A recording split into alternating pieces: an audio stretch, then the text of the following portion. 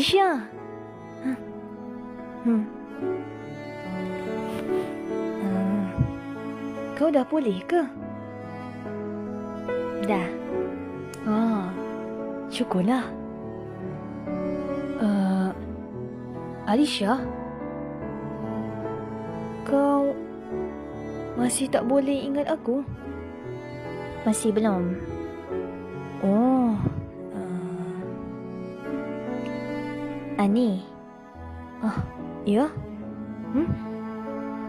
aku macam rasa ada benda yang... Rasa apa? Tak. Okeylah. Aisyah, aku ada sesuatu untuk kau. Untuk aku? Ya, Ini punya siapa? kau.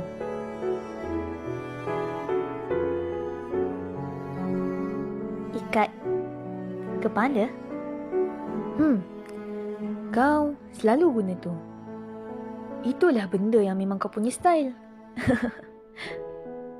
Apa je kau buat, sekolah ke, misi ke, dapat harian pun, memang tu lah fight kau.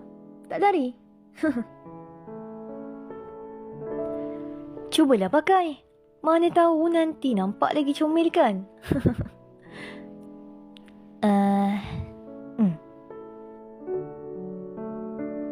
Macam? Best tak? Terima kasih, Ali. Sama-sama. Ali, aku nak cerita. Lately hati aku ni macam tak tenang. Rasa lain, gelisah sangat. Rasa? Dalam mimpi, aku pegang tangan budak. Tarik dia. Tapi muka dia tak pernah jelas. Macam disorok dari aku. Kau selalu mimpi benda yang sama. Dan aku pun rasa aku macam pernah jumpa kau. Pernah cakap-cakap. Tapi tiap kali aku cuba ingat, ada je yang blok. Lepas tu sakit kepala. Tak apa. Jangan paksa ingat sekarang.